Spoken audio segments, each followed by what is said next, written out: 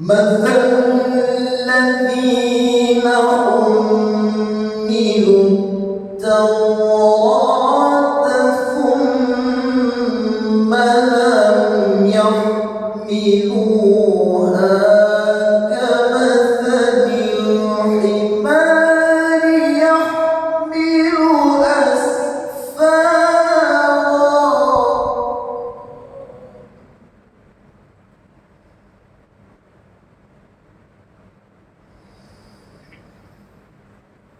بئس مثل القوم الذين كذبوا بآيات الله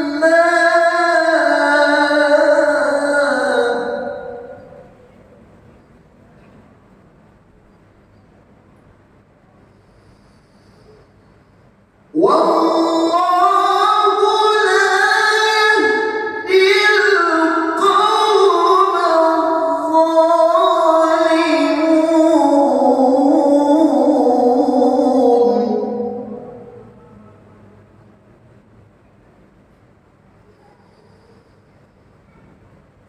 والله لا يهدي القوم الظالمين والله لا يهدي القوم الظالمين صدق الله العظيم. السلام عليكم ورحمة الله وبركاته.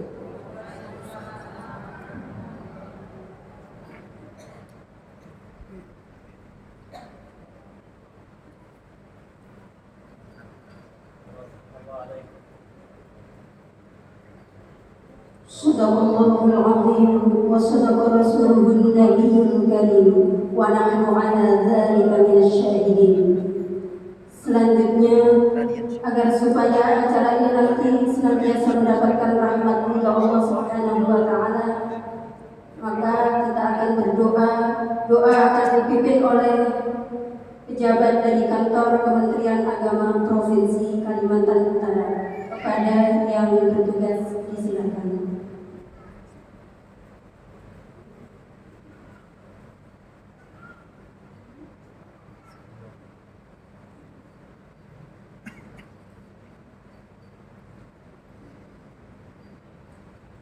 Bismillahirrahmanirrahim. Assalamualaikum warahmatullahi wabarakatuh. Dengan senantiasa berharap ridha dan rahmat Allah Subhanahu wa Ta'ala, marilah kita bersama-sama sejenak berdoa kehadiran Allah Subhanahu wa Ta'ala. Mudah-mudahan apa yang kita lakukan dalam kesempatan kali ini bernilai ibadah dan rahmat dari Allah Subhanahu wa Ta'ala. Amin ya Allah ya Maulana ya Rabbal Alamin. Bismillahirrahmanirrahim. Alhamdulillahirabbil alamin. Hamdan syakirin, hamdan na'imin, hamdan yuwafi ni'amahu wa yukafi mazidah. Ya Rabbana lakal hamdu kama yanbaghi liwajhil karimi wa 'ala sultani. Duhai Allah yang Maha Tunggal, bertajalli di atas sifat ketuhanan-Mu. Engkaulah ya Allah sembahan kami, sembah dan sujud kami berserah. Hanya kepadamu kami meminta, dan hanya kepadamu ya Allah kami mohon pertolongan. Ya Allah ya Khaliq, Engkaulah Tuhan yang Maha menciptakan hakikat sesuatu, menciptakan alam semesta beserta isinya dengan penciptaan yang amat sempurna. Ya Allah, Engkaulah ya Allah yang Maha Kuasa di atas segala kekuasaan. Engkau yang Maha Agung di atas segala keagungan. Kami yang hadir dalam pertemuan kali ini ya Allah, tunduk dalam kemahakuasaan-Mu. Engkau berikan kebahagiaan kepada siapa yang Engkau kehendaki. Engkau berikan ilmu pengetahuan kepada siapa yang Engkau kehendaki. Engkau muliakan dan Engkau hinakan hamba-Mu kepada siapa yang Engkau kehendaki. Oleh karenanya ya Allah, berikanlah kepada kami kemuliaan hidup berupa Islam, iman dan takwa dan petunjuk-Mu yang lurus. Ihdinas siratal mustaqim. Ya Allah, ya alimul ghaibi wasyahadah, takdirkan kami ya Allah yang hadir saat ini termasuk golongan orang-orang yang memperoleh keberuntungan hidup baik di dunia maupun di akhirat kelak. Duhai Allah yang maha menyempurnakan dari segala sesuatu yang kurang, yang maha memudahkan dari segala sesuatu yang sulit, mudahkanlah segala sesuatunya urusan kami, urusan hidup dan agama kami. Cukupkanlah segala keperluan dan kebutuhan kami. Berikan kami ya Allah senantiasa kecukupan rezeki lahir dan batin, umur yang panjang, kesehatan yang sempurna, kehidupan yang penuh berkah. Akhirilah segala sesuatu bagi kami nanti ya Allah dalam keadaan husnul khatimah. Kami berlindung kepadamu ya Allah daripada kebodohan, daripada kezaliman, daripada kemunafikan dan segala sesuatu keburukan hidup dan fitnah Masih Dajjal.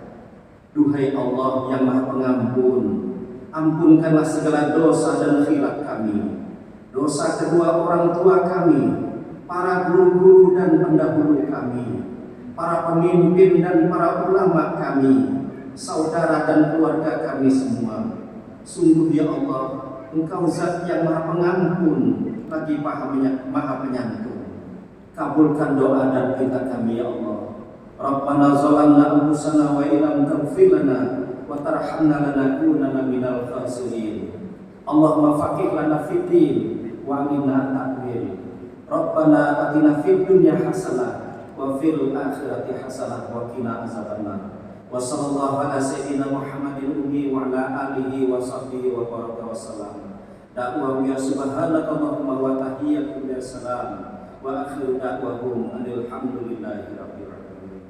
Wassalamualaikum warahmatullahi wabarakatuh. Taqabbalallahu minkum.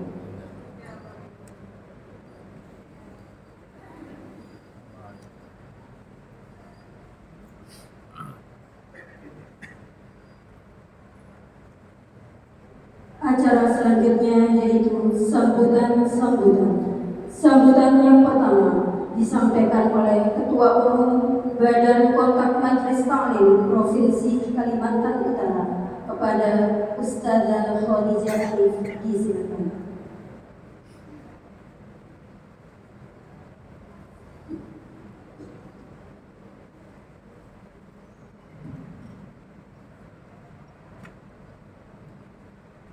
Bismillahirrahmanirrahim. Assalamualaikum warahmatullahi wabarakatuh.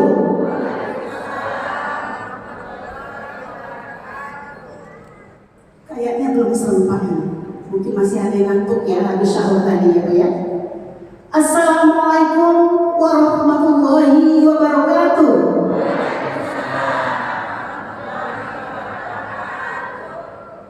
Alhamdulillah. Ambil sunahnya satu kali lagi. Assalamualaikum warahmatullahi wabarakatuh. Waalaikumsalam. Alhamdulillah. Yang jawab saya doakan semoga panjang umurnya, berkah, murah rezekinya, dijadikan keluarganya sakinah mawaddah warahmah. Amin. Rabbi shrah li sadri wa yassir li amri wahlul 'uqdatam min lisani yafqahu qawli.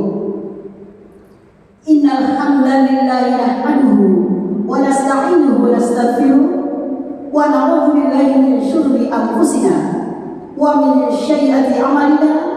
May yahdihillahu fala mudilla lahu wa may yudlil fala hadiya lahu. Asyhadu an la ilaha illallah wa asyhadu anna Muhammadar Rasulullah. Yang saya muliakan narasumber kita, Syekh Abdul Karim Ahmad Musyiar rahimahullah, yang saya muliakan Al-Mukarramah Ustazah Mahmudah Amin LCMA rahimahullah, yang terhormat Bapak Gubernur Provinsi Kalimantan Utara atau yang mewakili, yang kami hormati Kepala Kanwil Provinsi Kalimantan Utara Bapak Syafi'i. Terima kasih Pak yang selalu hadir di setiap acara BKMP. Yang saya hormati Kepala Yayasan Al-Hidayah rahimahullah. Yang saya hormati Wakil Dewan Kabupaten Bulungan Ibunda Hajah Alur Berlian SH rahimahullah. Yang saya hormati tokoh agama, tokoh masyarakat yang mungkin saya tidak bisa sebutkan namanya satu persatu, namun tidak mengurangi rasa hormat kami tentunya yang hadir pada hari ini rahimahullah. Yang saya hormati teman-teman seperjuangan kami, ketua-ketua organisasi beserta anggota rahimahullah. Yang saya hormati seluruh ketua-ketua majelis taklim beserta jamaah rahimahullah. Yang saya banggakan segenap pengurus dan panitia PKMT tim Rebana rahimahullah.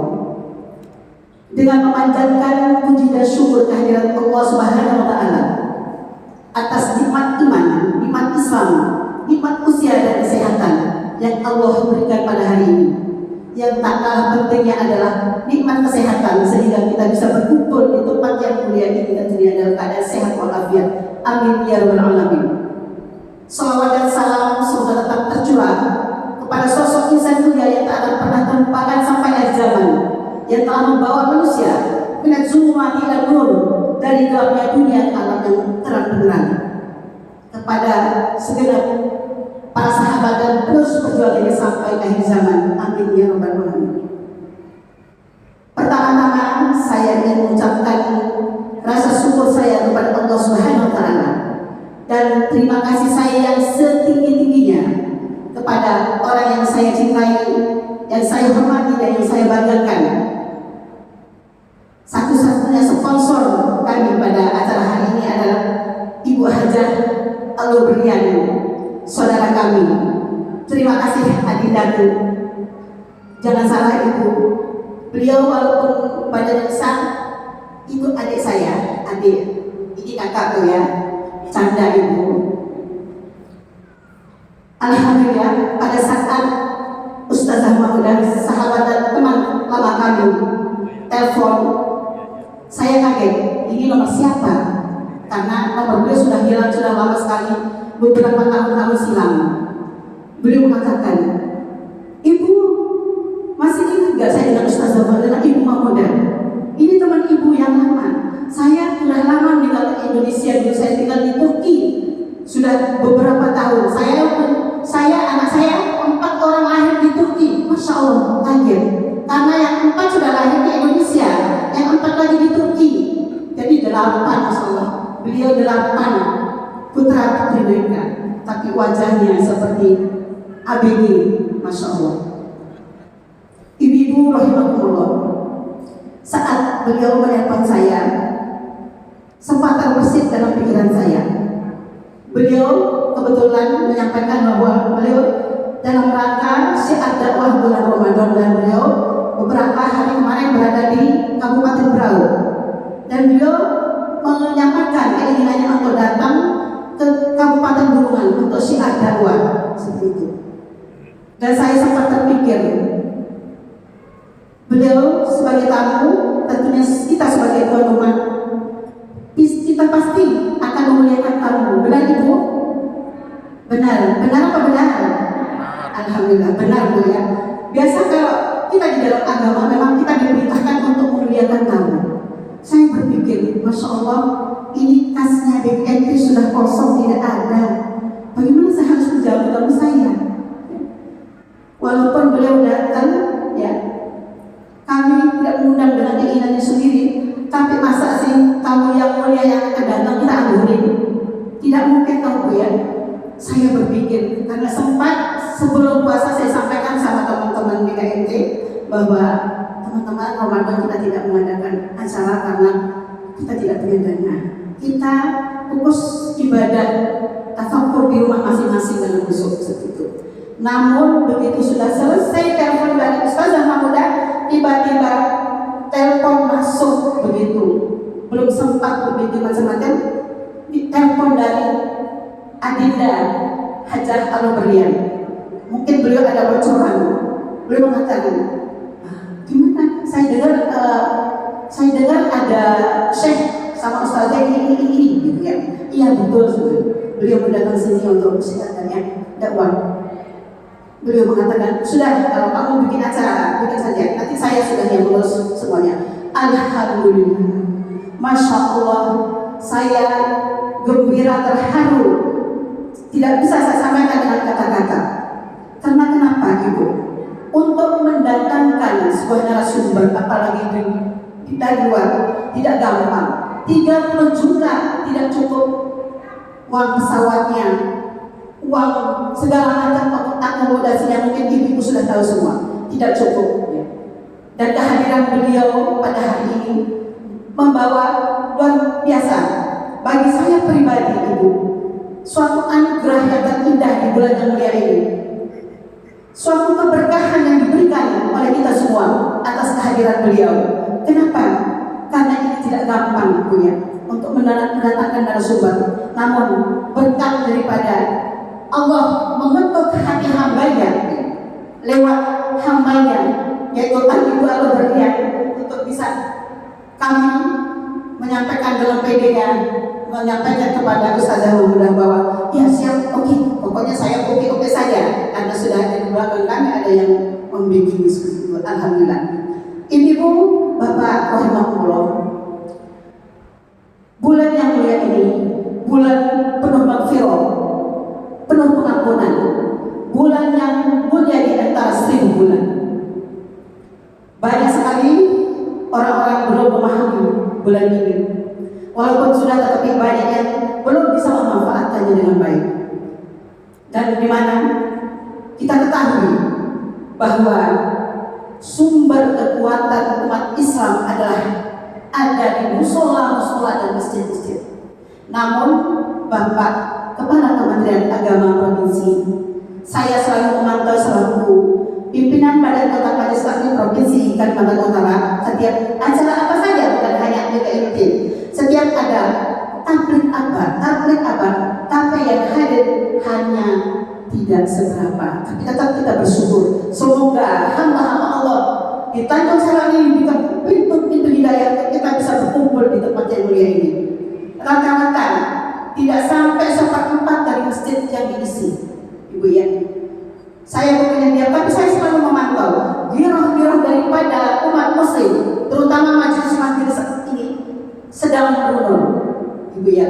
Tidak seperti 5, 6, 7 tahun, 8 tahun yang lalu. Ketika ada berita, ada acara di masjid itu luar biasa, pagi sudah penuh, Ibu, ya.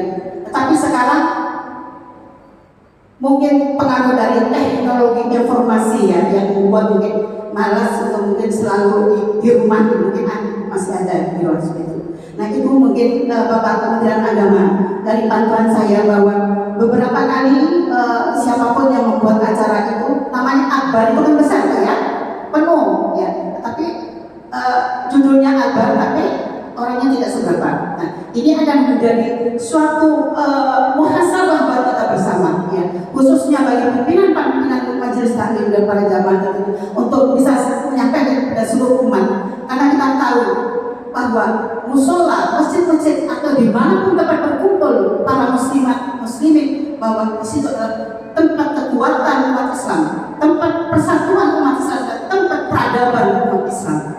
Untuk itu saya pada hari ini bersyukur ibu-ibu yang hadir pada hari ini, bahwa kita semua yang hadir di tempat ini adalah orang-orang pilihan yang dipilih oleh Allah, yang telah diberikan hidayah dan petunjuk untuk bisa hadir pada hari ini.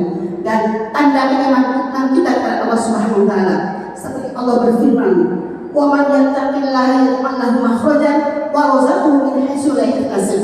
Barang siapa yang beriman dan bertakwa kepada Allah, semua kehidupan kesulitan hidupnya. Kedua, warazaqu min haitsu la yahtasib, maka Allah akan memberikan rezeki yang kita tidak pernah duga, tidak pernah sangka. Ya Bu ya. Janji-janji Allah dalam Al-Qur'an tidak pernah meleset. Kalau itu kita percaya dan kita mendalami bahwa keimanan dan langkah-langkah itu menuju majelis taklim, menuju tempat-tempat dakwah, Allah akan catat dan Allah akan berikan apa yang kita inginkan. Demikian ini. Mungkin ini sedikit yang saya sampaikan, kata sambutan saya kurang lebihnya. Mohon maaf dan saya ucapkan yang sebesar-besarnya untuk ibu-ibu pilihan Allah yang hadir pada hari ini. Semoga kita di bulan yang mulia ini Allah berikan kita kesehatan, panjang umur yang barokah, supaya apalagi 10 hari terakhir Ramadan adalah puncak-puncak kita untuk bertafakur, memohon ampunan, memohon apa yang kita inginkan, keselamatan dunia dan akhirat. Kita bersama-sama untuk bisa melaksanakannya dengan baik, dengan kesehatan yang maksimal.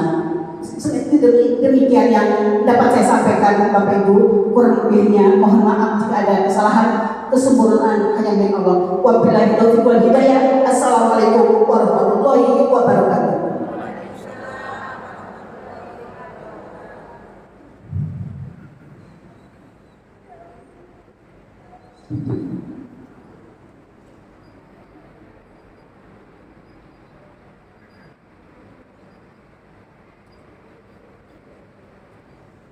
Selanjutnya, sambutan Kepala Kantor Wilayah Kementerian Agama Provinsi Kalimantan Utara kepada yang terhormat Bapak Dr. Andes Haji Saifi, MPD. Silakan. Bismillahirrahmanirrahim. Assalamualaikum warahmatullahi wabarakatuh. Alhamdulillahirabbil alamin. Wassalatu wassalamu ala asyrafil anbiya'i wal mursalin sayyidina Muhammadin wa ala alihi wa ashabihi ajma'in. Yang terhormat, yang mewakili dari unsur pemerintah daerah, yang saya hormati akhirnya Syekh Abdul Karim Ahmad bin Palestin. Yang kita hormati ibu yang mendampingi Ustazah Mahmudah dari Turki, Masya Allah, tiba di tengah-tengah kita. Ibu Ketua Badan Kontak Majelis Taklim Provinsi Kalimantan Utara, ibu-ibu para pengurus Majelis Taklim yang hadir, hadirin hadirat rahimahumullah. Saya mengajak marilah kita selalu bersyukur pada Allah Subhanahu wa taala. Termasuk pada hari ini kita dapat hadir di majelis yang mulia ini. Lebih-lebih kita hari ini kehadiran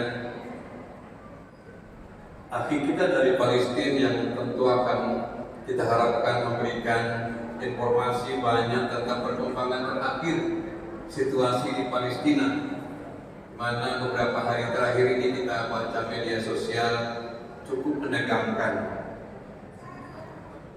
Tadi sedikit sempat berbincang-bincang dengan saya, beliau sangat senang tinggal di Indonesia. Kalau tidak salah kurang lebih 2 tahun ya akan tinggal di sini dan mungkin sementara di Samarinda.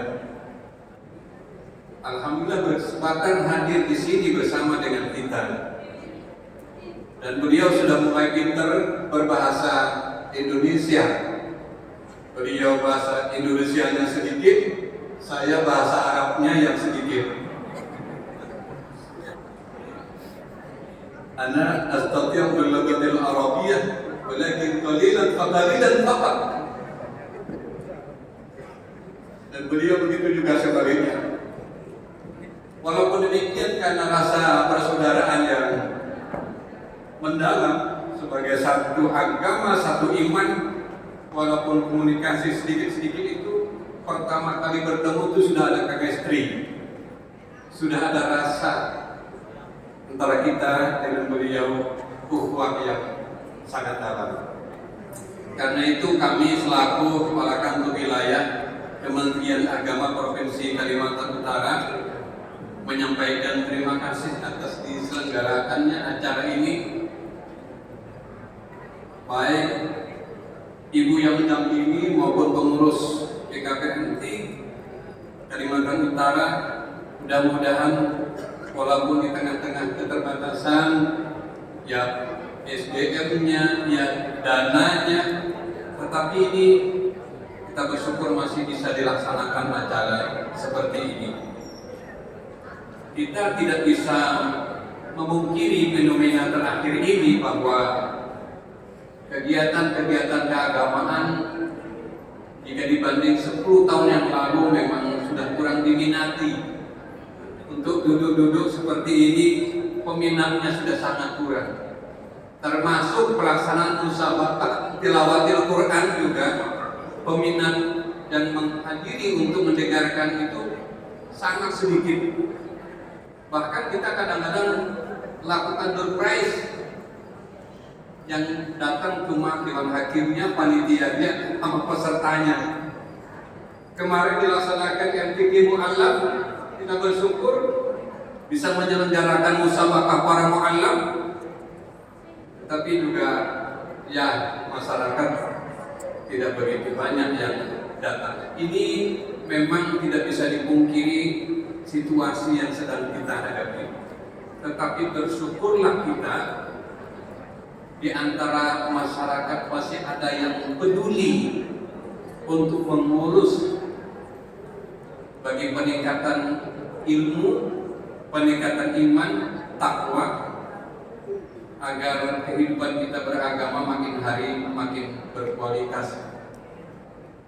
Maka sekali lagi kami menyampaikan terima kasih yang sebesar-besarnya kepada kontak Majelis Taklim yang tidak pernah jemu-jemunya untuk menyelenggarakan acara seperti ini. Kalau tidak ada yang mau mengurus Majelis Taklim seperti ini, kepada siapa lagi kita berharap? Kemana umat ini harus pergi? Inilah yang menyedihkan kita suatu hari nanti. Umat ini banyak tapi seperti buih di lautan. Kita bangga dengan jumlah yang besar tapi tidak berkualitas. Kita gampang terombang-ambing, gampang berkelahi, gampang bertengkar, tetapi tidak ada lagi wadah kita untuk mendapatkan rahmat dan petunjuk karena kita tidak peduli lagi dengan agama. Kita bersyukur situasi di daerah kita sangat mendukung, aman, nyaman, tentram, tidak ada gangguan sedikit pun. Syekh mengatakan luar biasa Indonesia ini. Pak teman-teman dari Arab selalu mengatakan Al-Indonesia salasilun minal jannah. Kita ini bagaikan seperti mata rantai dari surga. Subur, makmur, aman, damai, enak sekali tinggal di Indonesia.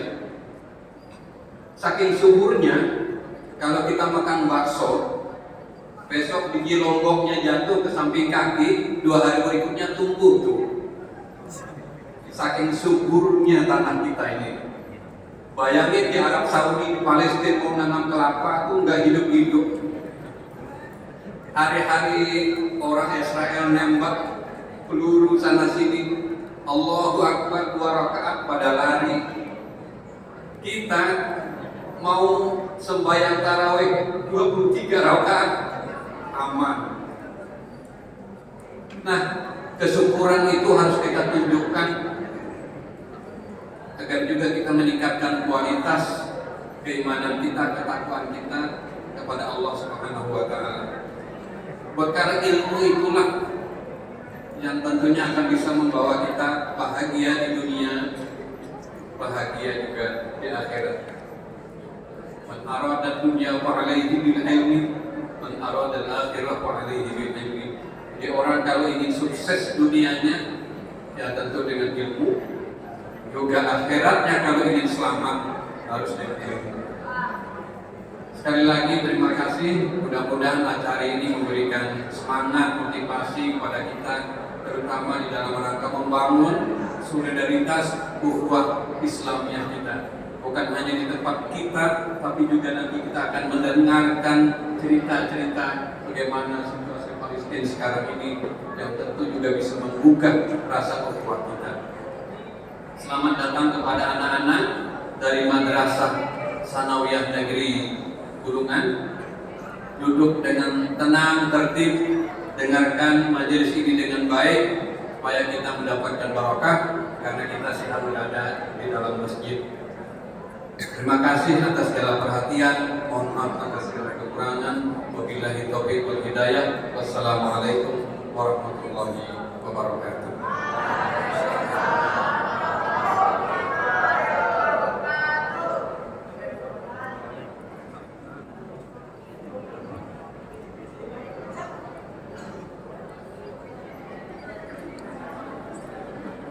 Mohon izin Pak Khalil, kami kerahkan siswa-siswi kami di FTS supaya akan datang memenuhi ruangan. Baik, Bapak Ibu jamaah hadirin muslimin muslimat rahimakumullah. Selanjutnya kita akan memasuki acara inti yaitu tabligh akbar yang akan disampaikan oleh Al-Karam wal Muhtaram. Mungkin akan lebih afdal kalau dibacakan profil beliau ya, CV beliau. Tempat tanggal lahir Gaza, Palestina. Tanggal lahir beliau tanggal 19 Oktober 1995. Masih sangat muda, Masya Allah. Kewarganegaraan masih Palestina ya. Alamat beliau ada di Gaza, Palestina. Pendidikan S1 beliau yaitu jurusan kimia metodologi pengajaran di Universitas Al-Azhar Gaza. Adapun beberapa pengalaman kerja beliau, yang pertama yaitu pemegang sanad yang terhubung dengan Rasulullah dengan narasi Hafiz Al-Qasim. Lalu yang selanjutnya bekerja di bidang hafalan Al-Quran selama 12 tahun. Selanjutnya selaku duta berbicara tentang Palestina di Masjidil Aqsa dan di Kota Lombok. Lalu selanjutnya guru bahasa Arab untuk penutur asing, guru dalam pelajaran agama, qori dan khatib di Indonesia. Juga bekerja sebagai guru Al-Quran dan kimia di Tribren Islamic School di Gaza dan selaku ulama lintas benua. Dan yang tidak kalah luar biasanya yaitu pemateri kita yang kedua, Ustadzah Mahmudah Amin. Nama lengkap beliau adalah Mahmudah binti Amin Mahmud LC.MA. Kelahiran Balikpapan tanggal 5 Maret tahun 1978, juga masih sangat muda luar biasa. Adapun beberapa pengalaman beliau yaitu sebagai delegasi utama Kalimantan Timur di Turki, ya. Lalu kemudian kepala Yayasan Pesona Al-Quran Tarkiyah, sebagai pengisi majelis taklim kajian keislaman di DPW KJRI Istanbul Turki, sebagai pengisi kajian muslimah di DWP Jakarta Turki, dan sebagai pengisi majelis taklim muslimah di Belanda, Prancis, dan Khartoum, Afrika. Demikian beberapa terkait dengan CV beliau ya. Mudah-mudahan kita semuanya yang hadir ini nanti dapat dengan seksama dan mengambil ya ilmu yang telah beliau sampaikan kepada kita dengan sebaik-baiknya. Kepada Al-Mukarram Al-Mukarramah, disilakan.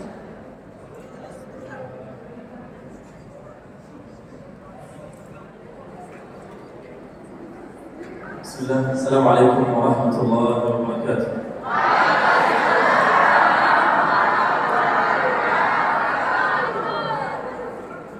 Apa kabar Bapak Ibu? Alhamdulillah. Dan anak-anakku,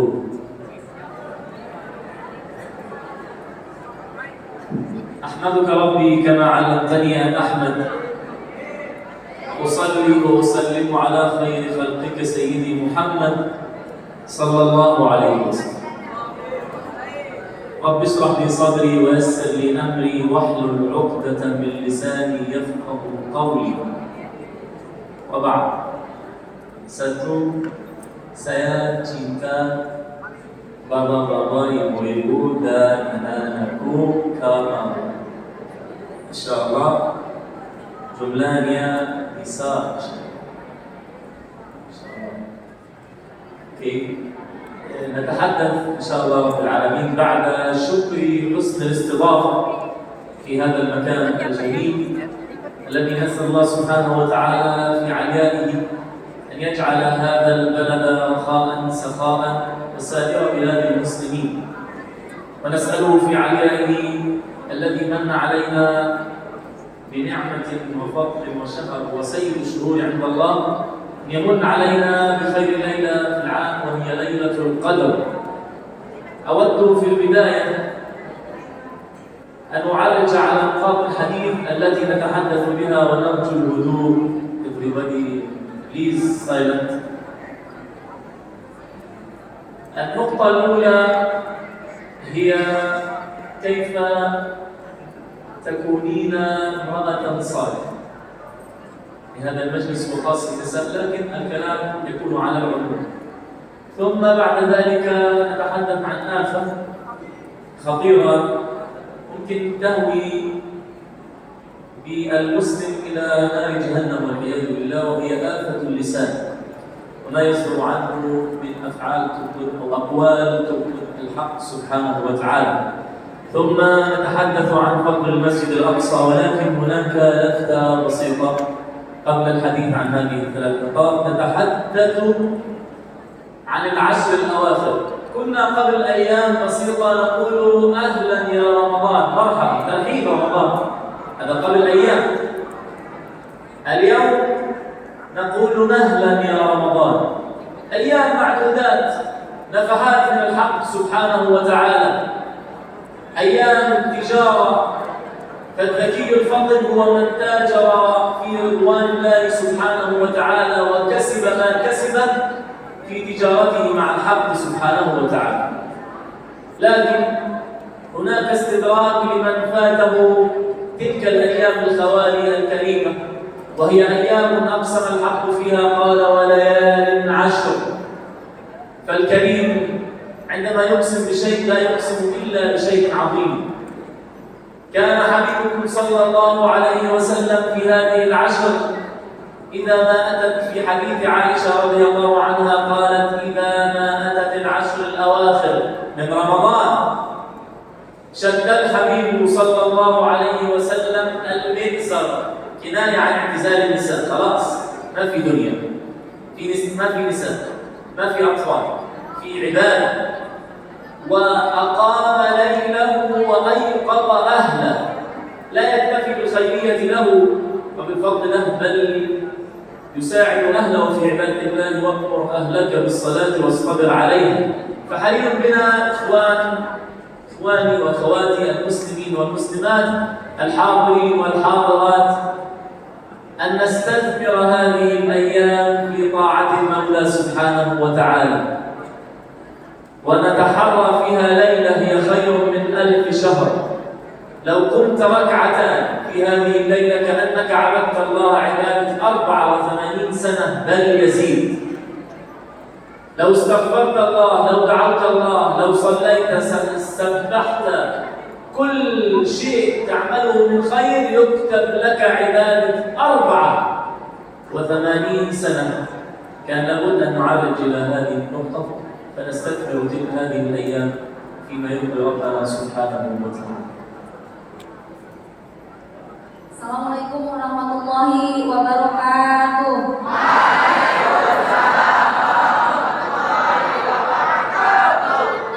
Pertama-tama yang saya hormati tentunya Gubernur Kalimantan Utara atau yang mewakili. Yang kedua Kepala Kanwil Provinsi Kalimantan Utara. Kemudian yang berikutnya adalah Wakil Dewan Kabupaten Bulungan Ibu Haja Albandian. Kemudian Ketua Majelis Taklim, kemudian Ibu Haja Khadijah Ibu Haja Khadijah Arif sebagai Ketua BMKT Provinsi Kalimantan Utara, kemudian Ketua Majelis Taklim dan juga organisasi Muslim yang ada di Kalimantan Utara. Dan beliau secara bersyukur sekali atas seluruh perhatian dan pengorbanan bangsa Indonesia, dan beliau mengucapkan terima kasih pertama juga kepada Bapak Presiden Indonesia yang mengizinkan memudahkan orang-orang asli Palestina untuk bisa masuk ke Indonesia. Yang kedua, saya menyampaikan juga, Masya Allah, bersyukur sekali kepada tentunya Bapak Kapolda yang mengizinkan kami juga untuk hadir membawa beliau ke beberapa kota di Kalimantan. Juga tentunya kepada sang proklamator kita, yaitu ada yang tahu Bapak Soekarno. Beliau, saya bacakan wasiat beliau, selama kemerdekaan bangsa Palestina belum diserahkan kepada orang-orang Palestina, maka selama itulah bangsa Indonesia berani berdiri menantang penjajahan Israel. 1942 beliau sampaikan. Dan alhamdulillah kita di sini umat Islam adalah orang yang paling amanah menjaga amanat proklamator negeri ini. Dan itu adalah kita. Maka bersyukurlah atas setiap kebaikan yang kita lakukan. Mungkin kita sama-sama dulu. Saya cinta Indonesia. Saya cinta Indonesia. NKRI harga mati. NKRI harga mati. Palestina cinta Indonesia. Palestina cinta Indonesia. Indonesia cinta Palestina. Indonesia cinta Palestina. Karena Allah Subhanahu wa Ta'ala. Terima kasih Ibu sekalian. Insya Allah beliau menyampaikan sebuah kebahagiaan bisa datang ke tempat ini. Apalagi kami melewati kapal yang indah, indah sekali dari kota Gaza. Dan beliau sangat bahagia dengan berada di Indonesia. Kenapa? Saya tidak pernah melihat di negeri manapun orang-orang sebaik orang Indonesia. Senyumannya, kebaikannya. Dan kami dari lembaga Damai Aqsa, tempatnya di Samarinda, kami membawa beliau dari lembaga Damai Aqsa dan lembaga Kalimantan Timur yang sudah 6 tahun kami berdiri dan sudah memberikan bantuan kepada 5.000 masyarakat Palestina dan Gaza. Dan alhamdulillah dengan bantuan dan keikhlasan ibu sekalian di Kalimantan Timur dan juga di tempat lain, kami telah membangun Masjid Istiqlal yang menampung 10.000 jamaah di kota Gaza. Saya sendiri menyampaikan kepada Ibu Khadijah, pada saat itu saya bilang, Bu, saya habis kena COVID tahun lalu, hampir meninggal dunia. Ini sebenarnya kehidupan saya berikutnya. Saya bilang, Bu Khadijah, ini ada syahid dari Palestina, karena biasanya selama ini yang paling terdepan bantu banyak sekali Bapak Turki, tapi Turki kena gempa dahsyat. Kemudian Qatar juga bantu Turki.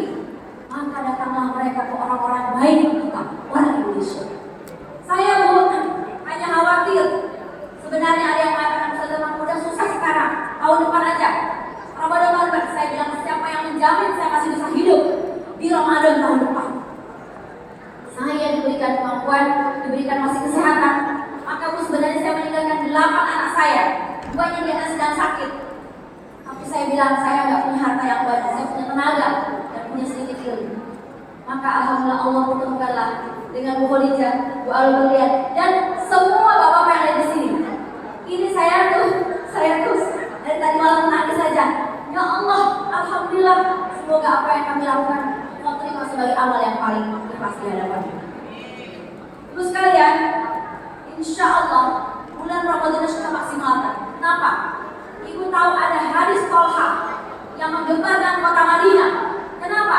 Karena dalam hadis Tolha yang keluar masuk surga bukan orang yang mati syahid, tapi orang yang sempat melaksanakan 1 kali bulan Ramadan. Kemudian ketika ditanya, wahai sahabatku, tahu nggak kamu dengan 1 kali Ramadan seperti apa jarak surganya? Maka para sahabat tidak tahu. Kata Rasulullah, sesungguhnya jarak dengan 1 kali bulan Ramadan, jarak surganya lebih jauh daripada langit dan bumi. Kenapa begitu? Iya, karena surga bertingkat-tingkat, nggak bisa naik kecuali dengan amal soleh.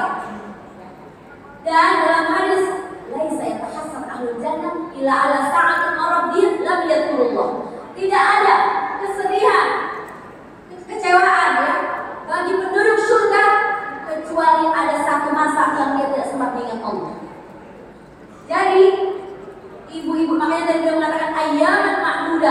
hari-harinya terbatas. Ibu tahu, di zaman Bani Israel ada seseorang yang datang kepada anaknya umur 150 tahun meninggal dunia. Dia nangis-nangis, anakku meninggal dunia, usianya baru saja 150 tahun. Maka seorang rahib Yahudi datang, berapa usia anakmu? 150 tahun. Kemudian kata rahib tadi, tahu nggak? Nanti di akhir zaman akan ada orang-orang yang umurnya hanya 60-70. Maka ibu tadi bangkit, membuka air matanya dan mengatakan, apa? Cuma 60-70? Ya, betapa sedikitnya. Sungguh akan aku jadikan umur itu hanya untuk beribadah kepada Allah. Maka ibu sekalian, itulah kenapa curhat Rasulullah, ya, karena umur kita pendek, maka inilah ada yang namanya bulan Ramadan, ada namanya Lailatul Qadar, yang kalau malam itu setara dengan beribadah 83 tahun bahkan lebih, tergantung dari keikhlasannya kita. Karena dikatakan khairun min alfi syahr. Kenapa begitu? Ini adalah bagian dari doa-doa Rasulullah kepada kita, agar kita umurnya pendek tapi kemudian pahalanya melebihi orang-orang di masa lampau. Maka bersyukurlah kepada Rasulullah sekalian. Rasulullah ini sudah mencintai kita sebelum ada. Dalam sebuah riwayat, suatu ketika Rasul bersama Aisyah, kata Aisyah, wahai Rasulullah, betapa saya terpandang wajahmu, aku tampak mencintaimu. Kemudian kata Aisyah, ya Rasul, bisakah engkau mendoakan aku? Maka Rasul mendoakan, ya Allah, ampunilah semua dosa Khadijah yang lalu, semua dosa Aisyah yang lalu dan yang akan datang, yang kecil dan yang besar. Maka kemudian Rasul bertanya, wahai Aisyah, apakah engkau senang mendengarkan doaku? Iya. Kata Rasul apa? Tahukah Aisyah, itu adalah doaku untuk umatku di setiap salatku. Allahumma sholli ala Muhammad. Jadi Bu, Aisyah baru dapat doa hari itu. Kita sudah sebelumnya didoakan oleh Rasulullah SAW.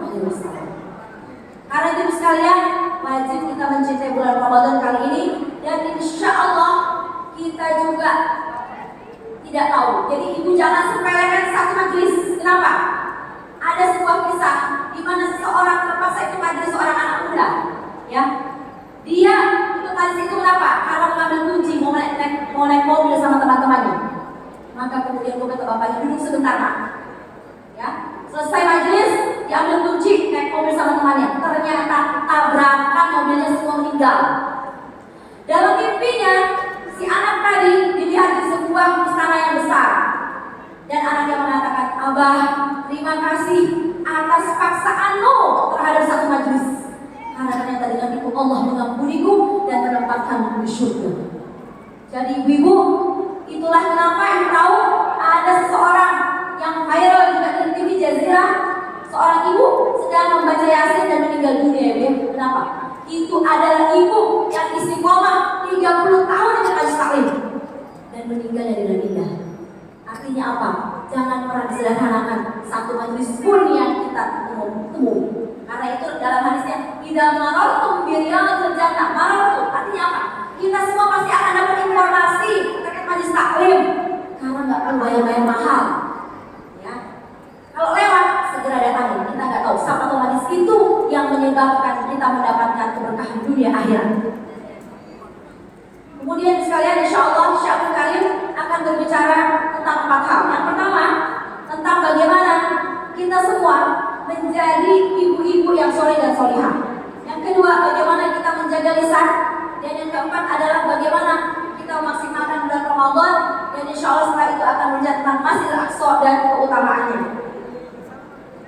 أولا ولأنها الأم فيقول الشاعر الأم مدرسة لو أعددتها أعددت شعبا طيب الأعراف والنسب. قانون العدو صريح وواضح، أفسد الأم يفسد المجتمع، أفسد الأم تفسد الذرية. لذلك هم هاجموا وتغرسوا واعتدوا علينا بكل مواقع التواصل الاجتماعي وما اوتوا من قوه، فجعلوا الام تتبع الموضه وما يغضب ربنا سبحانه. لذلك كيف تكونين أما صالحة تربين أبنائك على طاعة المولى سبحانه وتعالى وتدخلين الجنة بعد. يلخص ذلك في حديث رسول الله صلى الله عليه وسلم قال: إذا صلت المرأة خمسها، الصلاة وما ملكت أيمانكم، هذه وصية رسول الله صلى الله عليه وسلم قبل موته. إن الصلاة كانت على المؤمنين كتابا حق بوقت معين. لماذا الصلاة؟ لأن العهد الذي بيننا وبينهم الصلاة، يعني بين المؤمنين وبين الكافرين عهد الصلاة. الذي يفرق بين المؤمن والكافر الجاحد الملحد هي الصلاة. أول عمل يحاسب عليه المرء يوم القيامة الصلاة. قال: وصامت شهرها. ثم صيام رمضان إلا بعذر شرعي، الجميع يعلم. الصيام جنة تقي المؤمن من كل ما يغضب الله سبحانه وتعالى. الصيام له ميزة أن الحق سبحانه وتعالى هو الذي يجازي به. قال صلى الله عليه وسلم: كل عمل لابن آدم له إلا الصوم فإنه لي وأنا أجزي. استثمر هذا الشهر في طاعة الله حتى لا نقع في حديث رسول الله المخيف. قال: رب صائم ليس له من صيامه إلا الجوع والعطش. لماذا ليس له من صيامه إلا الجوع والعطش؟ أنه ما راعى الصوم حق صوم، ما آتى الصوم حق وما أدى هذه العبادة حق العبادة. فقط يصوم عن الطعام والشراب، باقي الأعمال يغضب الله فيها فلا حاجة بالصوم. ثم قال: وأحصنت فرجها أو وحصنت فرجها عن كل ما يغضب الله سبحانه وتعالى، لا يقل إلا على أزواجه أو ما ملكت أيمانه. الذي يضمن ما بين فكيه وما بين فخذيه يضمن الجنة.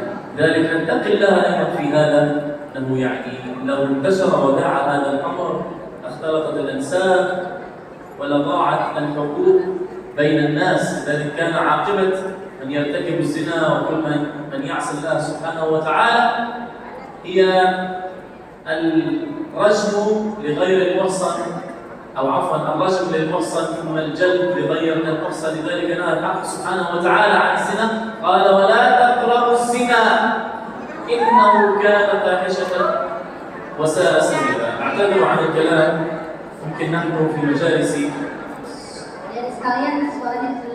مجالس التعليم ليس من الأدب أن يتكلم اثنان.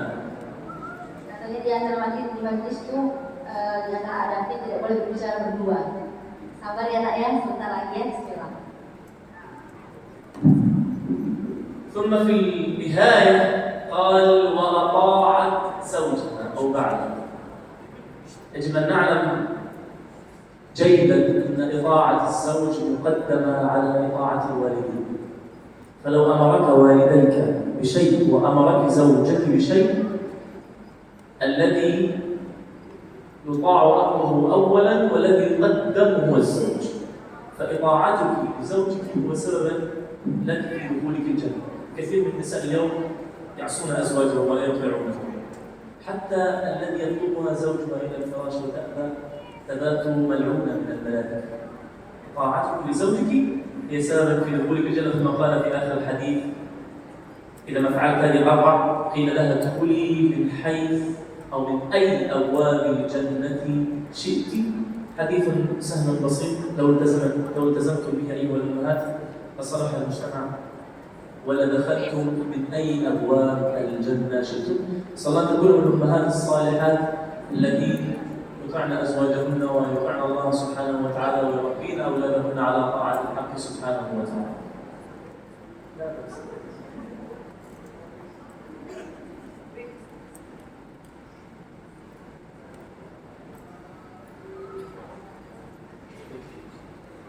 Kemudian ibu sekalian, yang kedua, bagaimana kita menjadi orang-orang yang kemudian menjadi spiritualitas solusinya. Saya ini sebenarnya bukan sekedar penerjemah, tapi sekaligus narasumber, jadi saya tambahkan, ya. Jadi buat adik-adik yang ada di sini, Selamat ya buat kalian yang hadir di majelis ilmu. Karena apa? Kalau melihat sebuah bangsa, itu yang lihat bukan ustazah kayak begini yang 45. Yang lihat adik-adik sekalian. Bangsa itu hebat, 50 tahun ke depan itu tergantung kalian. Dan ada sebuah riset, ada sebuah sebuah pemaparan dari Dr. Torik Soidan. Dia bilang apa? Selama kurun waktu 50 tahun belum ada ya anak-anak muda, potensi yang dahsyat dari anak-anak muda seperti anak-anak muda kalian hari ini. Allahu Akbar. Artinya apa? Insya Allah negeri kita Indonesia lebih baik. Bahkan di dunia ini sebenarnya orang-orang menunggu ya kalian ya yang akan berdakwah di luar. Anak, kalau bisa kalian harus belajar bahasa Inggris atau bahasa Arab. Anak-anak ustazah yang di Turki rata-rata 3 bahasa Turki, bahasa Arab, bahasa Indonesia. Kenapa? Karena yang mungkin membawakan Islam itu biasanya orang Indonesia. Karena mereka senyum, mereka biasa dengan segala keberagaman. Itulah kekayaan kita Indonesia. Jadi betul-betul belajar. Dan ustazah mohon bantuannya untuk tidak berbicara dengan sampingnya. Itulah kalian, kehebatan kalian. Insya Allah kalian akan diberkahi oleh Allah Subhanahu Wa Taala. Mari kepada ibu. Jadi ibu, ada satu ayat, satu surah dalam Quran yang paling terkait dengan akhir zaman. Surah apa? Surah Al-Kahfi. Siapa yang baca surah Al-Kahfi akan dilindungi dari fitnah dajjal. Tahu nggak bu? Di surah itu Allah tidak menyebutkan kesolehan anak-anak, nggak ada. Kesolehan anak murid nggak ada. Yang Allah sebutkan 2, kesolehan guru, kesolehan para ibu dan ayah. Maka anak itu soleh. Dan dalam semua tafsirnya disebutkan ini bukan bapaknya langsung, ini kakek ke-7. Artinya kalau ibu-ibu dan bapak di sini berusaha mencari ilmu jadi orang soleh, maka ibu dan bapak bukan sekedar menyelamatkan diri sendiri di hadapan Allah, tapi menjaga 7 generasi ke bawah kesolehannya. Saya sendiri bu kesini dalam rangka mencari juga keluarga dari neneknya suami saya. Dan masya Allah ternyata tidak jauh dari pergaulan Bu Khadijah, Bu Alwi ini semua, termasuk di tanah. Kenapa? Bisa jadi ada kesolehan-kesolehan dari kakek daripada dari nenek suami saya. Itulah bu, kita soleh hari ini belajar ilmu bukan buat kita, sedang menjaga generasi ke bawah. Jangan pernah sederhanakan setiap ilmu, setiap kesusahan yang kamu dapatkan dalam mencari ilmu. Karena apa? Itu akan jadi sepanjang masa. Ya. Dan Allah mendatangkan siapa? Nabi Hidr dan Nabi Musa untuk apa? Menyelamatkan hartanya. Dijaga oleh Allah. Ya. Sehingga kita perlu mensolihkan diri kita. Bahkan dalam Al-Quran ada 3 anjing disebut. Yang paling menarik apa? Adalah anjing yang dilatih. Apa itu? Mukallimin atau alimunahuna. Anjing yang tersentuh dengan ilmu. Itu bu, anjing kalau dia anjing liar, dia berburu, dagingnya haram. Tapi kalau anjing yang dilatih, ya, kemudian dia hasil kurang diberikan kepada tuannya, dagingnya halal. Kok bisa? Ya, karena sifat anjingnya telah berubah. Karena dia akan disentuh dengan ilmu. Apa itu? Jadi bu, kalau anjing tadi belum dilatih, dia akan habis sendiri dimakan itu, rakus dia. Dimakan semua itu barang-barangnya. Tapi kalau anjing yang dilatih, dia akan serahkan untuk hijabnya itu pada siapa? Pada tuannya. Kalau tuannya pelit, sekek, dikasih cuma tulangnya, anjingnya tidak akan marah-marah. Dia aja. Jadi kalau anjing aja bisa berubah, itu dengan ilmu. Kenapa kita tidak bisa? Kalau anjing dimuliakan oleh Allah, bahkan bu, satu lagi anjing yang kemudian dimuliakan oleh Allah. Siapa itu? Anjingnya Ashabul Kahfi. Kenapa disebut? Karena dia berdekatan dengan orang berilmu. Jadi jangan pernah. Bahkan dalam Al-Quran kalau ada yang lebih mulia dari ilmu, pasti disuruh nabinya meminta. Tapi gak ada kecuali Rabbi Zidni ilma. Gak ada yang kayak Rabbi Zidni zaujatan. Gak ada Pak di Quran minta istilah lagi apa. Tapi kalau poligami juga halal sih. Kemudian ibu-ibu yang suka minta tambahan apa bu? Itu neraka. Kok bisa Ustaz? Iya. Dalam Al-Quran disebutkan neraka ditanya, halim talakti, neraka kamu udah penuh atau belum? Kata neraka apa? Halim mazid, adakah tambahan? Jadi hati-hati yang suka minta tambahan-tambahan materi buat dirinya sendiri, bukan buat sedekah. Hati-hati bu ya, itu sifat-sifat ahli neraka. Bukan saya bilang ya bu, Allah yang bilang. Oke, jadi sekalian tadi beliau mengatakan, Masya Allah, perempuan paling mudah masuk surga. Cukup memaksimalkan 4 hal. Tapi dua ini adalah fondasi paling penting. Apa itu? Yang pertama adalah kalau perempuan menjaga sholatnya. Hati-hati sholatmu. Karena ibu-ibu kalau sholat justru ingat seluruh kunci yang hilang.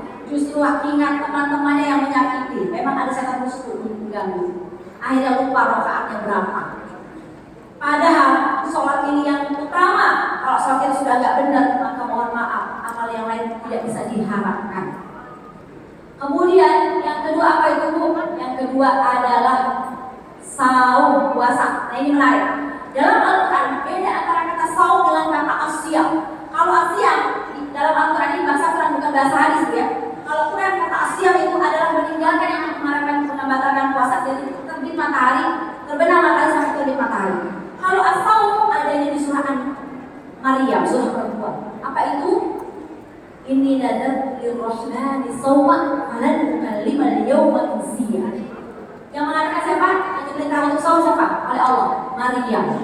Aku bernazar untuk saum, tidak berbicara. Jadi para ulama mengatakan orang-orang yang hanya menjaga dirinya dari membatalkan puasa, tapi tidak dia jaga lisannya, maka puasanya tidak sempurna. Siang harus, saum juga harus. Itulah tadi yang Syekh Abdul Karim mengatakan ada orang yang dia puasa tapi dia nggak dihargai apapun oleh Allah sama sekali kecuali cuma haus sama lapar dong. Haus gitu. Kenapa? Karena lisannya. Hati-hati Bu sekalian, lisan ini penghancur seluruh amalan sholat, penghancur seluruh amalan kebaikan. Makanya ketika Abu Dzar bertanya, apakah penyelamat segalanya? Rasul mengatakan jaga lisanmu.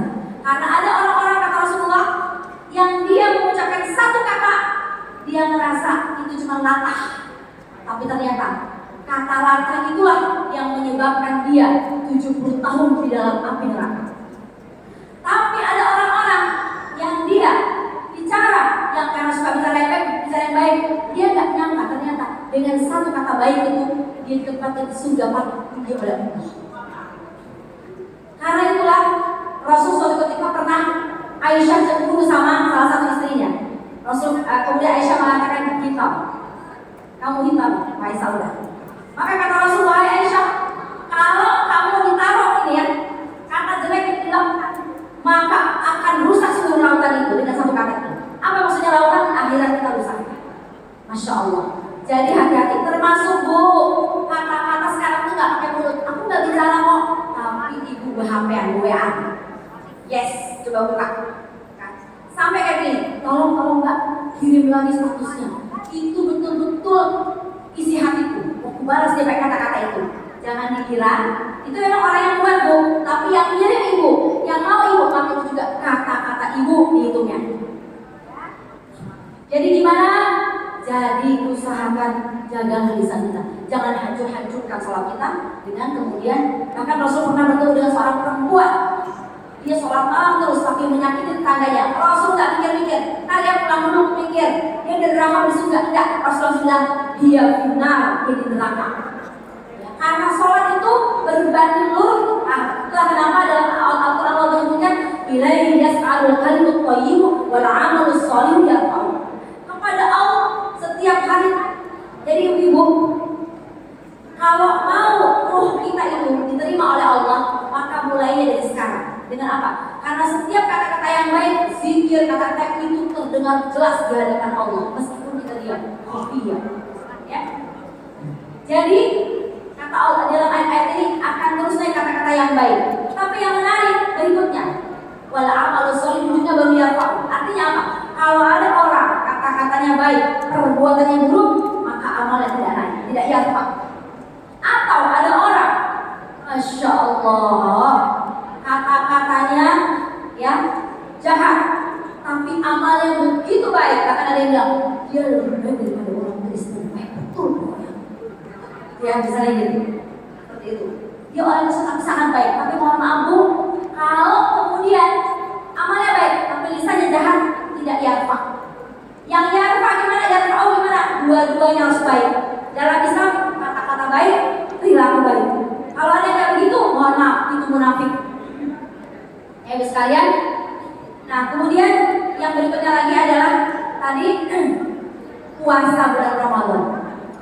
Maksimalkan bulan Ramadan ini Bu dengan menjaga lisan, karena ini tonggak utamanya hubungan dengan Allah yang berbeda.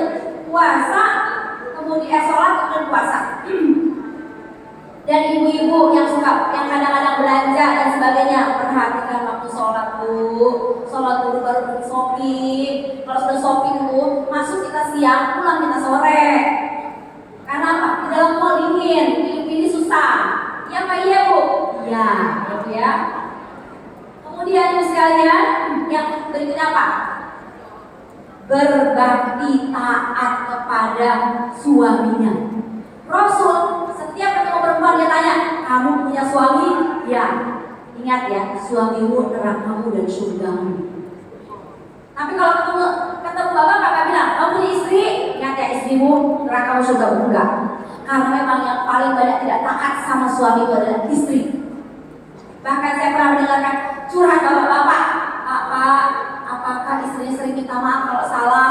Ya Allah Ustazah, minta maafnya tuh hanya 2 kali dalam setahun, Idul Adha, Idul Fitri. Allahu Akbar.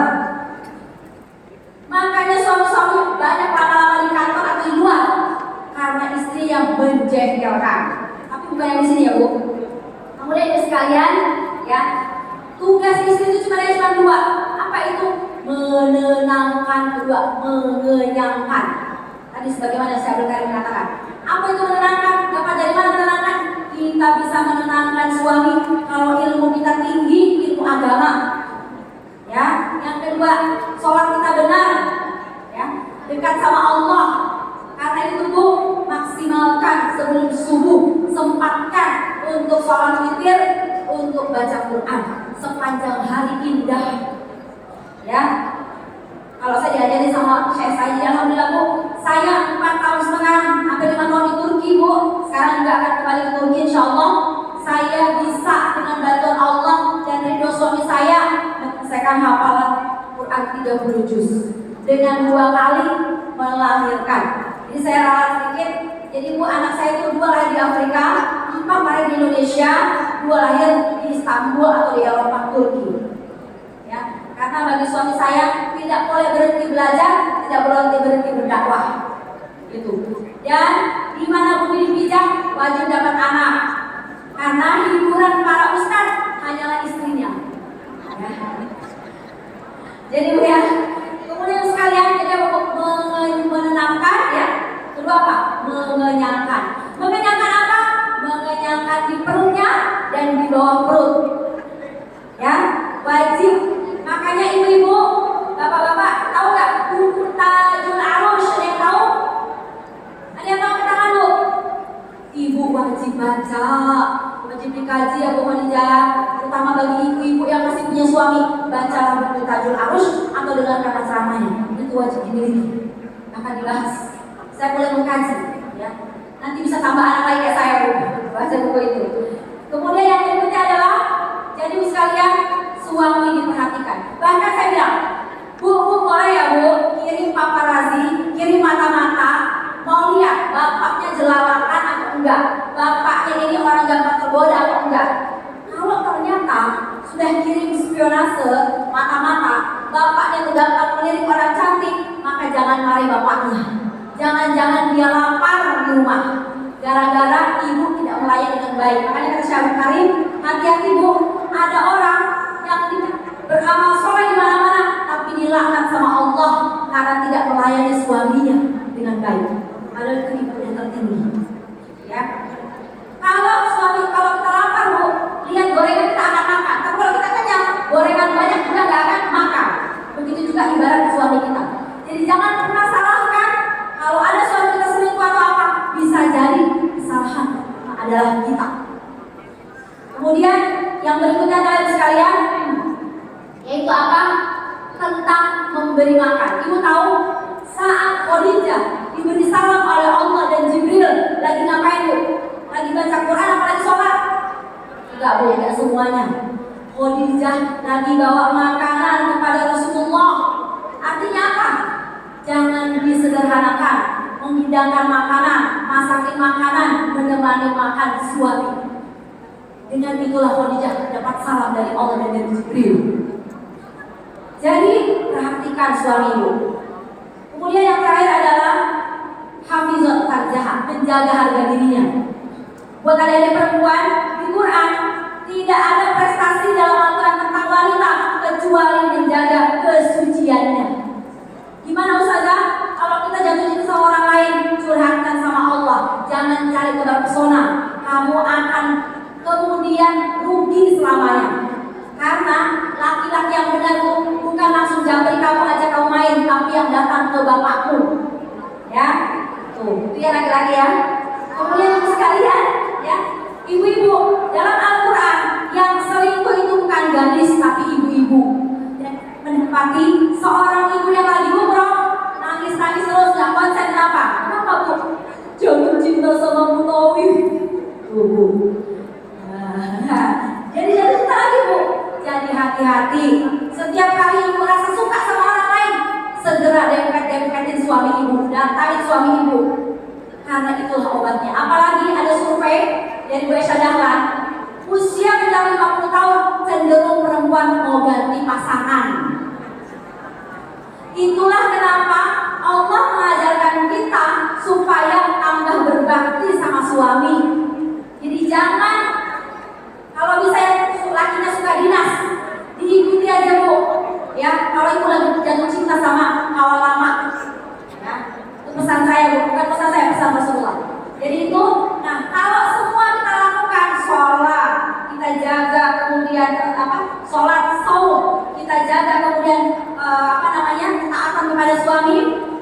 Nah kan itu pesan saya bu, diajari oleh ibu saya. Nah, suamimu itu ketaatannya mutlak, dan kamu harus bantu suamimu untuk terus perhatikan ibunya, karena selamanya dia milik ibunya. Sehingga bu, sampai kapanpun saya selalu menolong suami saya untuk memberikan sesuatu kepada ibunya. Dan biasanya ibu saya ajarkan saya memberi kepada mertua saya lewat tangan saya, bukan tangan suami, agar saya dekat sama mertua saya. Dan kemudian saya membiasakan minta maaf karena saya orang Bugis, ya, suami saya orang Jawa, suara saya kencang.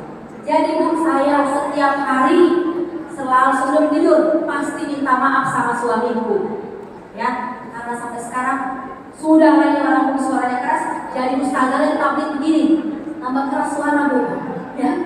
Jadi saya sering minta maaf. Karena kenapa bu? Karena orang-orang yang sering minta maaf, dialah yang akan mudah memaafkan orang lain. Latihannya sering-sering minta maaf. Bahkan saya sering mencium kaki suami saya, ya. Dan kalau saya tidur duluan, kalau nanti saya biasa menyusui anak saya, tidur duluan, maka saya bangun, saya pasti akan minta maaf kepada suami saya. Kalau ibu lakukan semua ini, insya Allah apa? Kunci surga di tangan ibu, dan ibu dibolehkan masuk surga dari pintu manapun. Selamat. Itulah kata Syekh Abdul Karim tadi, keindahan menjadi seorang wanita, mudah masuk surga. Masya Allah.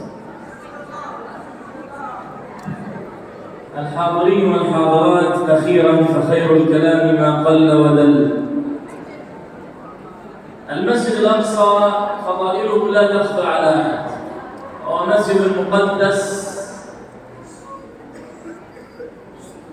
مبارك، مسرى رسول الله صلى الله عليه وسلم، وأرض المحشر والمنشر يوم القيامة، حيث صلى النبي صلى الله عليه وسلم مع الأنبياء في المسجد الأقصى ثم عرج به إلى 7 سماوات. فالمسجد الأقصى هو أولى القبلتين، ثاني مسجد بني على الأرض، أحد 3 مساجد تشد إليها الرحال، أحد 4 أماكن تؤمن من فتنة الدجال آخر الزمان. مسجد أجر الصلاة فيه مضاعف إلى 1000 ضعف، مسجد فيه ثلة منصورة إلى يوم القيامة أولي بأس شديد، مسجد بشر بفتحه آخر الزمان، مسجد قطعة من الجنة لقول رسول الله صلى الله عليه وسلم: من أراد أن ينظر إلى قطعة من الجنة فلينظر المسجد الأقصى. فما واجبنا تجاه المسجد الأقصى المبارك يتلخص في حديث ميمونة رضي الله عنها عندما سألت رسول الله: يا رسول الله أفتنا في بيت المقدس. امرأة تسأل، قال: هو أرض المحشر والمنشر، يوم يحشر الناس في ميقات الله سبحانه وتعالى. ائتوه فصلوا فيه، اذهبوا إليه للصلاة فيه، فإن من صلى فيه كان كمن صلى 1000 صلاة في غيره، يعني أجر الصلاة فيه مضاعف. قالت: يا رسول الله أرأيت إن لم نستطع ذلك؟ قال: فأهدوا إليه. وهنا هدية، ما قال صدقة، قال هدية. هب أنك تحب شخص وتحترمه وتقدره، عندما تريد أن تهدي له شيئا فإنك تهدي له أغلى الأشياء والهدايا، بمقدار حبك له. قال: فأهدوا إليه بزيت. الزيت هو من شجرة مباركة، والتين والزيتون شجرة أقسم الله بها في القرآن الكريم، شجرة مباركة، بزيت يسرج في قناديله، فإن من أهدى له كان كمن صلى فيه. في النهاية يعني هذا المجلس ما كان الحديث عن المواضيع التي سبق وتكلمنا فيها أنا والأستاذ محمود. المجلس كان من تعليم سورة الفاتحة، ومن هنا أنا أدعو هذه المنطقة، لأننا أول مرة نأتي إلى هذه المنطقة، إلى مجالس سند سورة الفاتحة إلى رسول الله صلى الله عليه وسلم، ومجالس تحسين القراءة. فهذه دعوة عامة للجميع بالتنسيق مع الإخوة في باب الأقصى. إذا أسأل الله سبحانه وتعالى يعني أن تكونوا من الذين لا يبخلون على أنفسهم، ومن يبخل فإنما يبخل على نفسه. الله سبحانه وتعالى هو الغني وأنتم الفقراء، لذلك ما نقص مال من الصدقة. الكثير يظن عندما يتصدق ومن أحوج من المسجد الأقصى لكي نتصدق له، يظن أن ماله ينقص. لا، مالك لا ينقص، مالك يزيد عند الله سبحانه وتعالى. فقال الحبيب المصطفى صلى الله عليه وسلم: ما نقص مال من صدقة، أنفقوا مما رزقكم الله، من رزق الله لكم قبل أن يأتي أحدكم الموت. قبل أن تموت وتندم أنفق ولا تبخل، ما عهدنا عليكم إلا الكرم والجود إلى الناس الطيبين. أسأل الله سبحانه وتعالى أن يحرر المسجد الأقصى المبارك من دنس اليهود، وأسأله سبحانه وتعالى أن يكون هذا المجلس سببا في دخولنا الجنة، وأسأله سبحانه وتعالى أن يجعل هذا البلد سخاء رخاء وسائر بلاد المسلمين. مرة أخرى نذكرهم بالدعوة لمجالس تعليم الفاتحة والإتقان والتجويد والتيسير. بارك الله فيكم وجزاكم الله خيرا، والسلام عليكم ورحمة الله وبركاته.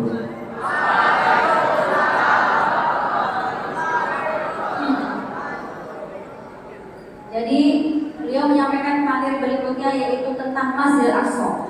Masjidil Aqsa adalah kiblat pertama umat Islam. Kemudian dia adalah masjid kedua yang dibangun setelah Masjidil Haram, jaraknya sekitar 40 tahun. Kemudian Masjidil Aqsa adalah tempat di mana Isra'nya Rasulullah SAW. Jadi harusnya kalau Allah mau langsung saja dari Masjidil Haram langsung ke Allah, tapi tidak. Allah kemudian memperjalankan menuju Masjidil Aqsa, dan ada sebuah hal yang sangat spesial, di mana 241.000 nabi dan 313 rasul dibangkitkan kembali arwahnya dalam satu malam itu. Untuk apa? Menjadi makmum di belakang Rasulullah SAW sebelum Rasul naik mi'rajkan. Jadi artinya apa? Ibu-ibu dan adik sekalian, Masjidil Aqsa adalah masalah akidah, bukan masalah sekedar sosial atau kemanusiaan. Dan Allah tempatkan terkait dengan Masjidil Aqsa ini berada di mana? Dalam surah Al-Isra. Surah Al-Isra adalah surah yang paling banyak berbicara tentang Al-Quran.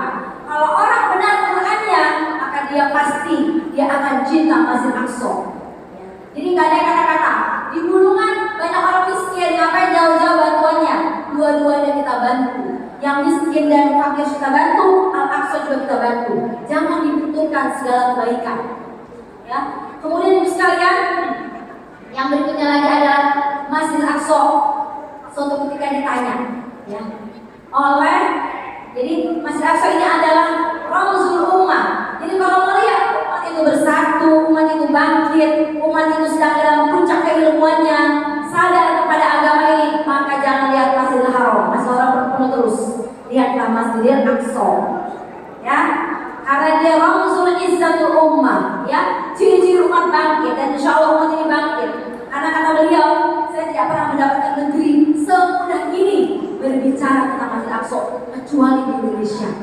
Maka beliau bilang, bisa jadi dari Indonesia inilah Islam akan dibawa ke seluruh dunia.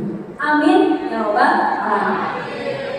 Dan sekalian, yang berikutnya adalah ketika ditanya apa tanggung jawab kita kepada Masjid Aqsa, maka ada seorang perempuan yang bertanya, "Sul, berikan kami fatwa tentang Masjid Aqsa, berikan kami penjelasan." Maka Rasul tidak lagi jawabannya, "Oh iya, jika kiblat pertama." Enggak. Rasul langsung mengatakan apa? Dia adalah tempat kamu pertama kali dibangkitkan dan kamu akan dikumpulkan menunggu hari perhitungan Allah. Itulah Masjid Aqsa. Jadi ibu-ibu, siapapun di sini, keluarga, kalau ibu menceritakan tentang Masjid Aqsa pada siapapun, maka ibu sebenarnya sedang mengamankan keluarga ibu, saudara ibu, selamat di padang mahsyar yang mengerikan untuk mendapatkan naungan dan tempat yang nikmat dari Allah Subhanahu wa Ta'ala. Makanya saya di Samarinda suatu ketika, Mas gak usah ke sana, tempatnya jauh banget. Paling kalau dapat donasi untuk Palestina sedikit aja. Suami saya bilang, tidak apa-apa, kita tetap ke sana. Kenapa? Karena yang penting tentang Masjid Aqsa sudah kita sampaikan. Sebab kenapa? Azab, suatu ketika Bani Israil mau diazab. Kata malaikat, di situ ada orang solih, ada orang yang ahli ilmu. Kata Allah, dimulai dari orang yang tahu ahli ilmu azabnya. Tapi takut saya dan suami diazab duluan sama Allah kalau kita menyampaikan ini kepada ibu. Jadi ini adalah tanggung jawab kita bersama. Kenapa? Karena kita semua akan berdiri pada mahsyar. Dan ibu tahu hadis tentang peristiwa dahsyatnya pada mahsyar itu mengerikan, Bu. Sampai seluruh nabi mengatakan, nafsi, diriku aku takut. Nabi Adam ketakutan, Nabi Musa ketakutan, Nabi Ibrahim ketakutan. Padahal dalam hidupnya cuma 3 kali bohong. Dan dia khalilullah, ketakutan kok kepada mahsyar. Kemudian siapa? Bahkan Nabi Isa tidak disebutkan apa dosanya, dia juga ketakutan. Maka dengan sujud panjangnya Nabi Muhammad, ya, maka kemudian dimulailah perhitungan. Dan ibu-ibu, kalau ibu-ibu membantu Masjid Aqsa, maka ibu akan aman di masa itu dan keluarga ibu. Ya. Kemudian apa? Saya mendapatkan sebuah buku juga penjelasan. Beliau menjelaskan, beliau meneliti hadis-hadis, ayat-ayat tentang Masjid Aqsa, maka didapatkan satu kesimpulan. Apa itu? Latus alunna anil Masjid Aqsa fardan. Kita semua nih yang sudah balik, yang sudah mukallaf, kalau kita meninggal dunia, kita akan berdiri di hadapan Allah dan ditanya khusus apa yang sudah kamu bantu buat Masjid Aqsa. Dari ilmu, dari harta, dari tenaga yang kau berikan. Kalau Syekhul Karim, dia menggunakan tenaganya dan ilmunya. Ya. Jadi Bu, hari ini di Gaza tambah berat. Kenapa? Hari-hari ini Bu, bombardir di mana-mana. Lagi puasa Bu. Bahkan Syekhul Karim di puasa tahun lalu Bu, pernah tidak dapat makanan dan minuman. Padahal puasa, hampir mati semua warga Gaza. Gaza hari ini penjara terbesar di dunia. Makanya Syekhul Karim suka sedih kalau kita banyak makanan, karena hari-hari sedang lapar, ya. Juga kesusahan hidup yang luar biasa. Apalagi hari ini Bu, kondisi Masjid Aqsa, orang-orang sholat, ya, itu semua ditembakin, dia ditendang, diapain, terserah, ya. Kasihan Bu, saudara-saudaranya. Karena itu, insya Allah Ibu kalau mau melihat update terbaru, silahkan buka, ya. Ada ini juga Instagram Damai Aqsa, akan dapat info update terbaru tentang bagaimana kondisi Palestina. Belum lagi kondisi air dan sebagainya, berat sekali kehidupan mereka. Belum lagi kondisi musim dingin. Ya. Kemudian yang berikutnya adalah dalam hadis tadi sekalian disampaikan bahwa Rasul berkata, ihdu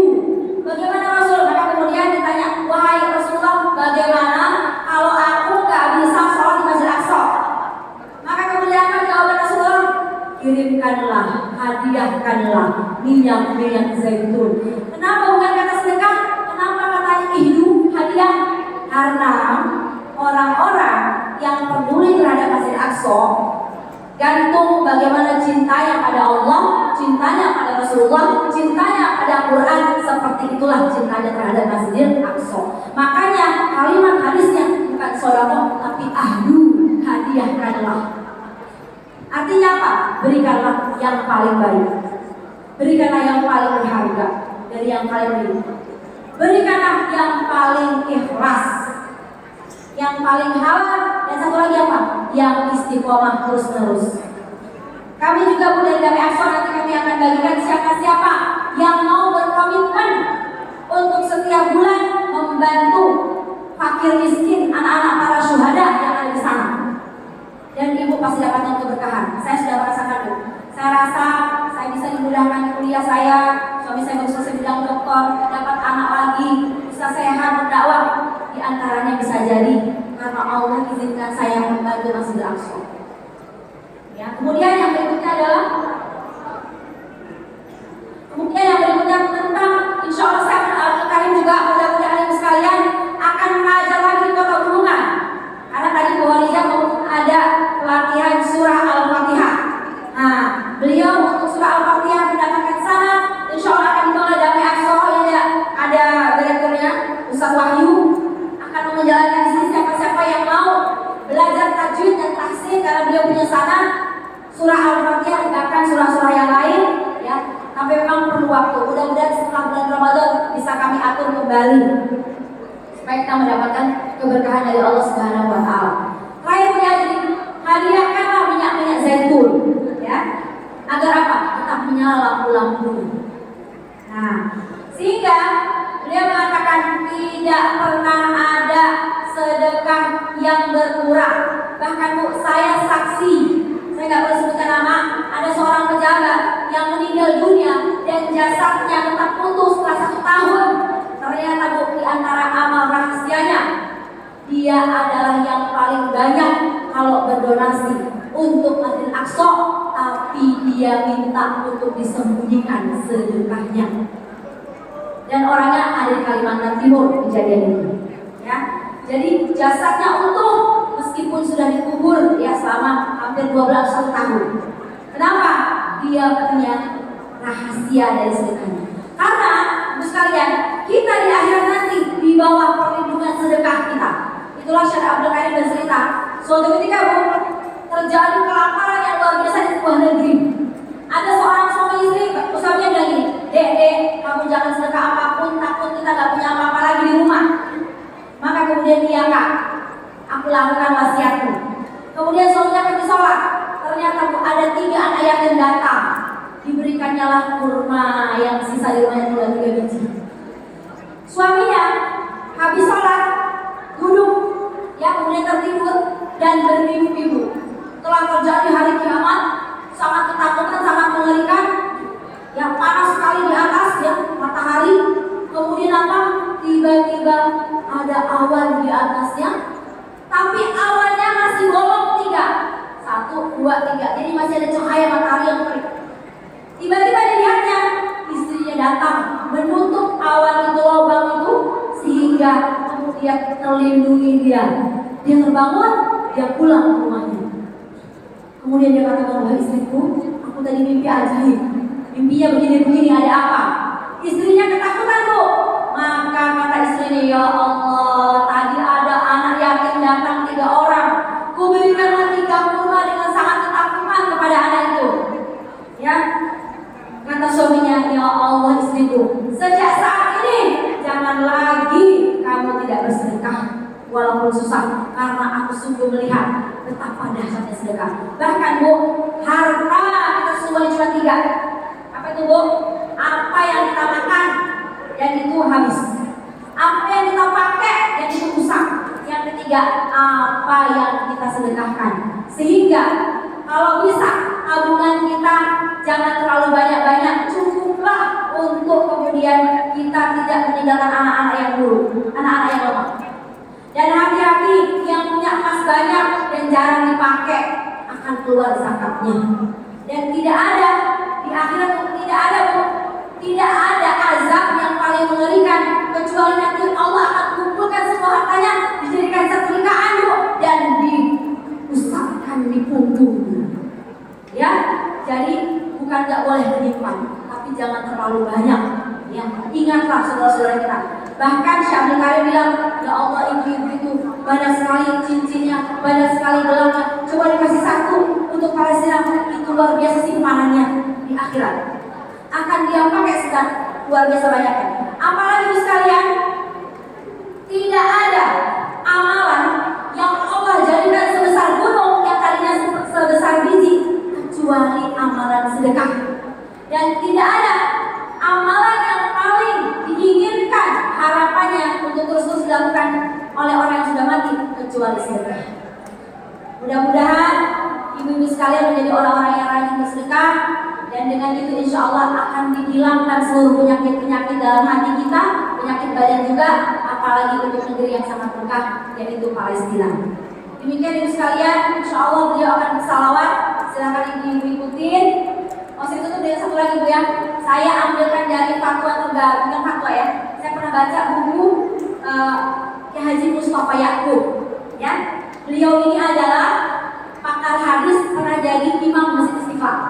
Dia mengatakan, akhir zaman ini hati-hati dengan amal-amal yang kita lihat mulia, padahal dia sebenarnya disusupi oleh perhiasan setan. Di antaranya apa yang diungkapkan?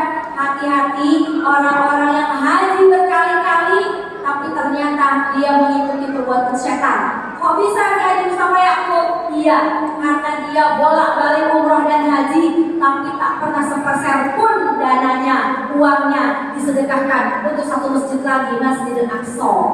Sehingga pesan saya ibu yang mau tabung haji, tabung umroh, silahkan disisihkan untuk Masjidil Aqsa, sehingga ibu terbebaskan dari orang yang berhaji tapi ternyata mengikuti setan. Ya, itu bukan kata-kata saya tapi kata-kata Kiai Haji Mustafa Ya'qub yang saya baca.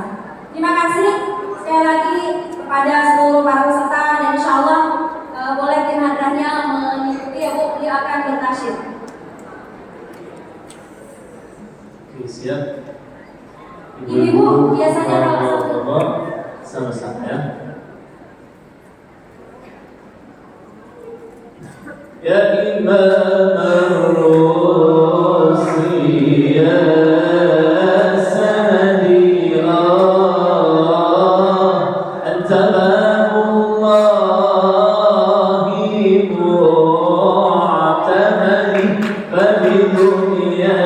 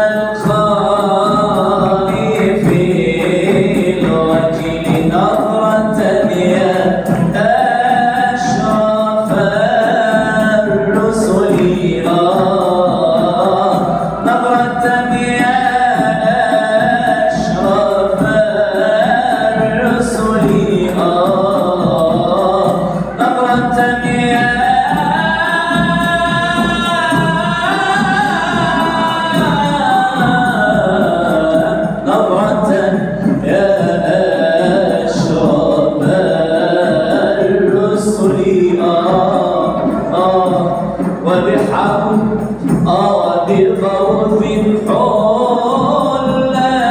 حلتي عقدي باب الرسل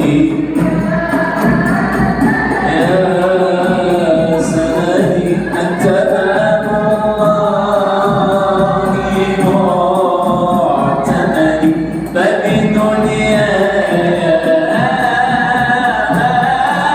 آخرتي يا رسول الله خذ بيدي قسما بالنجم حين ما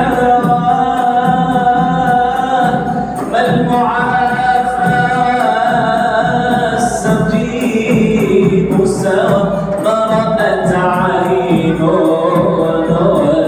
وليس ترى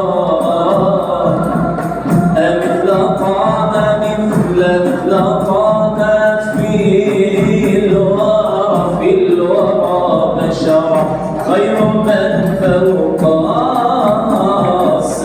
السماء سرى الله خير من فوق السماء سرى الله خير من فوق السماء سرى ظاهر الأخلاق والشيم يا إمام الرسل يا سندي أنت باب الله ففي دنياي آخرتي ففي دنياي آخرتي يا رسول الله خذ بيدي وكف المصطفى كالورد نادي الله وعطر ويبقى إذا مست أيادي الله كف المصطفى كالورد نادي الله وعطر ويبقى إذا مست أيادي الله وعمنا ولوها كل العباد وعمنا ولوها كل العباد وعمنا ولوها كل العباد حبيب الله يا خير